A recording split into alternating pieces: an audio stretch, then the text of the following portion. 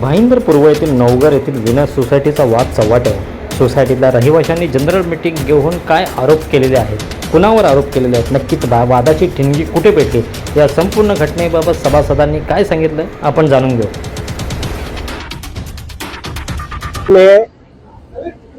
Venus cooperative housing society building को repair करने के लिए परमिशन दिया है कि आप इसको रिपेयर करिए और 3 महीने के अंदर हमको रिपोर्ट सबमिट करिए।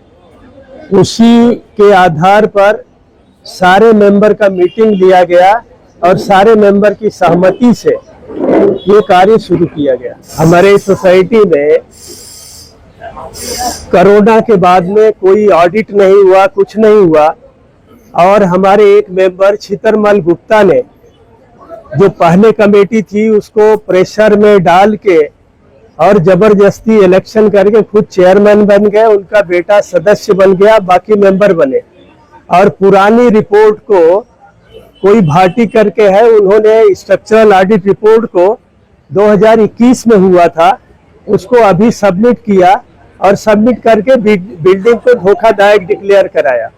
डिक्लेयर कराने के बाद में हम लोगों ने कमिश्नर से अप्रोच किया और हमारे म्युनिसिपल कॉरपोरेशन के अधिकारी वो आए, पूरा टेक्निकल कमेटी आके चेक किया, एक एक फ्लैट देखा, वो संतुष्ट हुए और उन्होंने रिपेयरिंग का परमिशन दिया।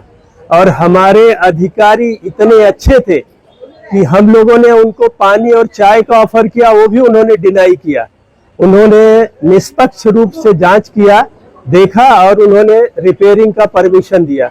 उसी रिपेयरिंग के परमिशन के आधार पर हम लोगों ने कार्य शुरू किया। और जो हमारे सोसाइटी के रजिस्ट्रार महोदय है, जब ये व्यक्ति मनमानी करने लगा तो जो इसके साथ में कुछ कमेटी मेंबर्स थे उन्होंने रिजाइन दे दिया। रिजाइन देने के बाद में रजिस्ट्रार साहब के पास हम लोग वो लेकर के गए। उन्होंने देखा, सबको बुला के व्यक्तिगत तौर पर पूछा कि आप किसी के दबाव में तो रिजाइन नहीं दिए हो। मेंबर लोगों ने बताया कि नहीं, हम रिजाइन दबाव में नहीं दिए हैं, ये मनमानी करने की वजह से इसके हम लोग परेशान होकर दिए हैं। और उसी बेस पर उन्होंने इलेक्शन करने के लिए बुला। 3 महीने हमारा एडमिनिस्ट्रेटिव ऑफिसर देख रेख करेगा, उसके बाद इलेक्शन होगा। अब एडमिनिस्ट्रेटिव ऑफिसर के अंडर में है, लेकिन म्युनिसिपल कॉरपोरेशन ने हम लोग को रिपेयरिंग का परमिशन दिया और उन्होंने कहा कि 3 महीने के अंदर आप रिपेयर करके हमको रिपोर्ट सबमिट करो।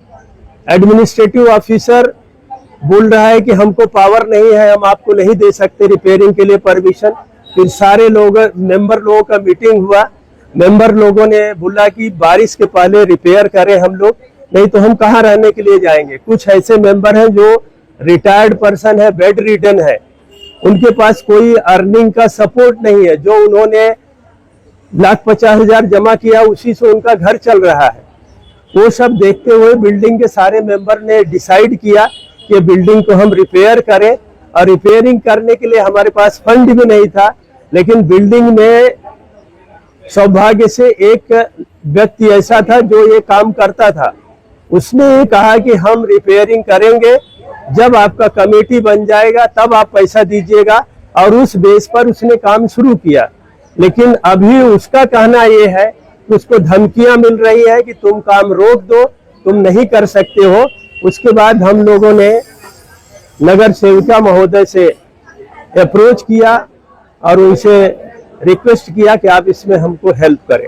और मैडम आज आई, उसी संबंध में आज मीटिंग हुआ और सारे मेंबर मौजूद रहे और ये आश्वासन मिला कि आपका आगे का कार्य हम देखेंगे। जिससे धमकी वही जो चेयरमैन बना हुआ है वही व्यक्ति दे रहा है, उसके थ्रू धमकियां आ रही इनडायरेक्ट रूप से। अगर देखा जाए सोसाइटी में तो बैलेंस तो है ही नहीं, और कई लोगों के जो मेंटेनेंस है, किसी का लाख रुपए की 50,000 रुपया तब तो उन्हें भरा नहीं, और अब रिपेयरिंग के लिए कैसे जमा करें तब नहीं भरे और भी चालू हो गया। उसके बारे में क्या कहेंगे? उन जो कुछ लोगों का मेंटेनेंस बाकी है उसका कारण ये है कि जो कमेटी थी इसके पहले, उसके ऊपर दबाव डाल के जो सोसाइटी में फंड था उसको अननेसेसरी बिल्डिंग के चारों तरफ 7 गेट लगाए गए। ऑफिस ऊपर बना हुआ है, उसके बाद नीचे ऑफिस बना के उसमें पैसा वेस्ट किया गया। कन्वेंस के लिए 3 नंबर सर्वे नंबर आता है, उसमें एक सर्वे नंबर हमारा नहीं है, उसका भी पैसा करके 9,40,000 रुपया भर दिया। आर्किटेक्चर का कुछ हुआ नहीं, तब तक आर्किटेक्चर को भी पैसा दे दिया। ये करके उसने पूरा फंड नील कर दिया। अभी वो खुद ही बोलता है कि खाली 600 रुपया है, कैसे रिपेयर करेंगे।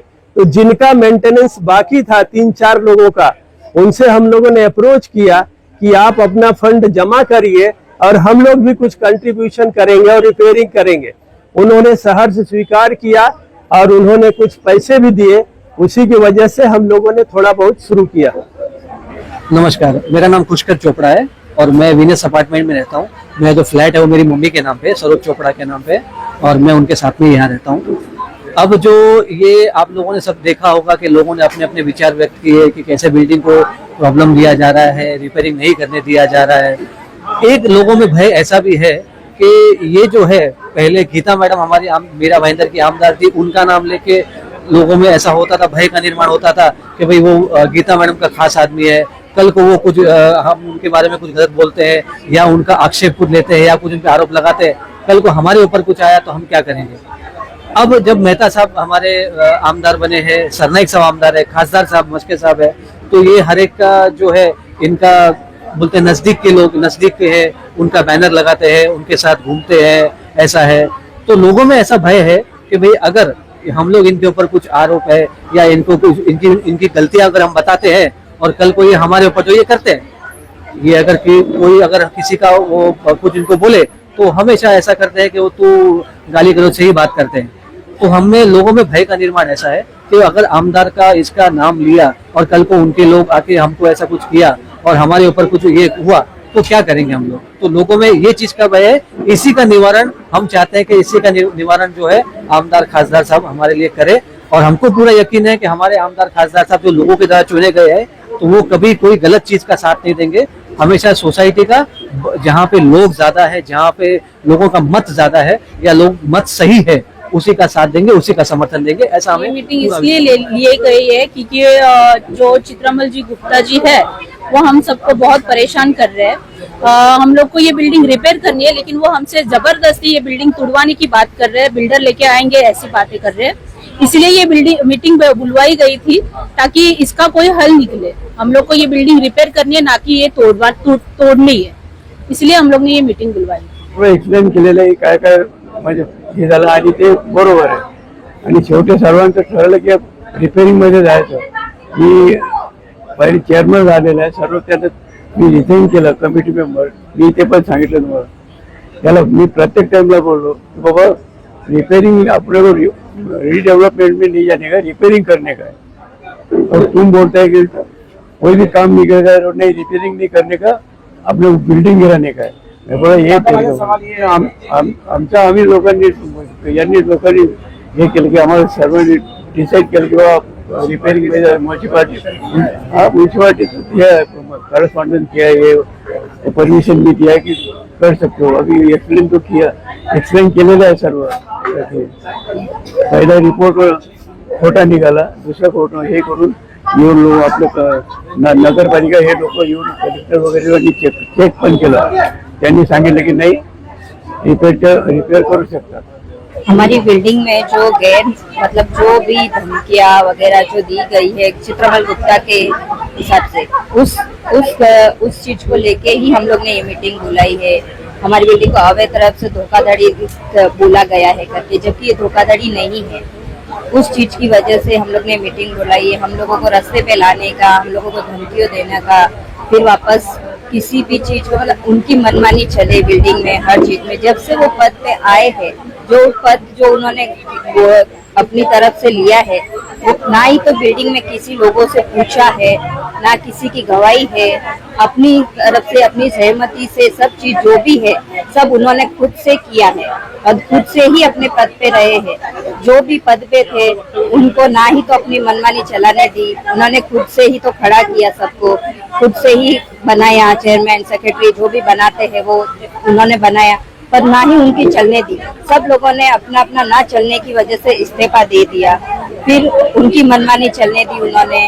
हर जगह पे उनका जो भी है, हर जगह पे अगर कुछ भी होता है बिल्डिंग में, जैसे कि कुछ किसी को परेशानी है किसी चीज की वजह से, रूम की वजह से, तो उनको यही चीज बोला गया है कि आप रूम हमें बेच दो, मैं लेने को लिए तैयार हूँ। जब भी कभी भी किसी को कुछ परेशानी है, अगर किसी को बेचना है तो वो मुझे बेचो, मुझे दो, बस ये चीज है। और हर चीज में अगर कोई कुछ बोलने जाता है तो उनको धमकी दी जाती है, उनको ये बोला जाता है कि आपको किसी मतलब कुछ भी अगर रहेगा तो आपको ये सब करने की जरूरत नहीं है, आपको ज्यादा बोलने की जरूरत नहीं है। तो हर चीज से उनको धमकाया ही जाता है। उनका यही मनमानी चलने की वजह से हम लोग को ये सब निवेदन क्या था कि आप मीटिंग में आ जाइए, जो आपके प्रस्ताव है हमें बताइए, आपके अच्छे हैं तो हम लोग मानेंगे आपके प्रस्तावों को। ये उसके अंदर वो है, मैंने उनको मैसेज किया, ये उसके वो है। आमच्या आम्ही काही सोसायटीतील काही मेंबर्स आज जमा झालो आहोत। आमच्या काही समस्या आहेत, त्या समस्या भरपूर एकदम कठोर आहेत। त्याच्यामध्ये काही वेळा ह्या गुप्ताने कन्व्हेन्स बिलच्यासाठी पैसे काढले होते, ते पैसे त्यांनी कुठे खर्च केले काय ते समजले नाही। आम्हाला थोडा तिथे डाऊट आला, आम्ही काही लोकांनी ते पैसे द्यायचे बंद केले। ते बंद केलं तर आम्हाला डिफॉल्टर म्हणून आम्हाला इन्व्हॉल्व झाला, पण आम्ही तसे नव्हतो। आम्ही सोसायटीचे जेवढे आम्ही एवढे वर्ष राहतो आम्ही व्यवस्थित मेंटेनन्स देत होतो, पण त्याने जो हा काळा बाजार केलाय ह्याचा काही त्याने हिशोब दिला नाही, काय नाही, म्हणून त्याने आम्ही ते बंद केलेले आहेत। आणि आता पुढच्या जेव्हा आम्ही हे काम करतोय, जे पुढे हे काम नेण्याचं काम करतोय की सोसायटी रिपेअर करायची आहे आणि त्यानंतर ते रिडेव्हलपला द्यायचे, असा आमचा प्रयत्न चालू आहे। त्याच्यासाठी हा बाहेरून कोणाकडून तरी त्रास देऊन काही लोकांना धमक्या देतो, काही लोकांचे फ्लॅट आहे तो रजिस्टर करत नव्हता, ते करत नाहीये, असं करून त्याने आम्हाला पुष्कळ त्रास दिला। याच्यासाठी आम्ही आज एकत्र जमलो, त्याच्यासाठी आम्ही भाईंदर मध्ये पाण्याचं दुर्भिक्ष किती आहे होतं नगरपालिकेच्या काळामध्ये। तेव्हा ना मंदिराच्या नावाने मी कनेक्शन दिलं होतं की ते मंदिराला पाण्या म्हणजे माझं चुकलं पण असे की मंदिराच्या नावावर कनेक्शन दिलं, वापरत हे लोक होते, मंदिराला किती पाणी लागते। या माणसाने ते कनेक्शन 4 वेळा तोडले, ह्या सोसायटीत राहून 4 वेळा तोडले आणि मी 4 वेळा लावून दिले। मंदिर आणि रस्त्यात येतं म्हणून मंदिर तोडलं होतं मी। ते ह्या मगाशी बसले होते ना गृहस्थ संजय पाटील, आपल्या पालिकेचे ठेकेदार आहेत, ते त्यांना सांगून ते रस्त्याला एवढंसं केलं, एवढं मोठं मंदिर होतं। म्हणजे मी ह्यांना पर्सनल ओळखते, त्याच्यामुळे कोणी जर म्हणेल हा माणूस महात्मा आहे तर मी जरा पण विश्वास ठेवणार नाही। आणि ह्या ज्या बायका बोलल्या यातली प्रत्येक गोष्ट खरी आहे, यातला जो माणूस बोला हे प्रत्येक गोष्ट खरी आहे। फक्त मी बोलताना एवढंच त्यांना सांगितलं की मगाशी बोलताना बोलले की हे सगळं मी का करू शकले नाही किंवा मी का केलं नाही। मी ह्या लोकांना सपोर्ट खूप केला, पण लोक खूप घाबरत होते, कारण ते इथे दहशत बघत होते। या सोसायटीमध्ये ज्या तुम्ही खोलात जाऊन सांगते मी तुम्हाला, हा पोरगा कदाचित त्याचे वडील होते पूर्वी। हा जो फ्लॅट त्यांनी 120 लाखाचा त्यांच्यावर मेंटेनन्स थांबलं होतं ना, तो फ्लॅट त्यांचा नाहीये, तो फ्लॅट पण हडप केलेला फ्लॅट आहे, बरोबर आहे, तो त्यांचा फ्लॅट नाहीये। त्यांनी कोणाचा तरी जो मेलेला माणूस आहे ना तो आपला रिश्तेदार दाखवला।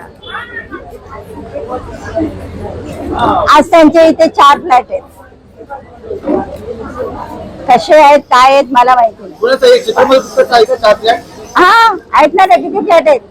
4 फ्लॅट आणि एक शॉप। तुम्ही आता सांगताय की इकडची लोक घाबरले होते, आता लोकांची एकजूट झालेली आहे, स्वतः राजकीय पक्षाशी निगडीतात, तर भविष्यामध्ये यांच्यासाठी काय ठोस पावलं उचलणार? हा उचलणार ना, मी त्यांना मगाशी बोलले की आता जे होईल जर तुम्ही सोबत असाल तर मी तुमच्या बरोबर आहे।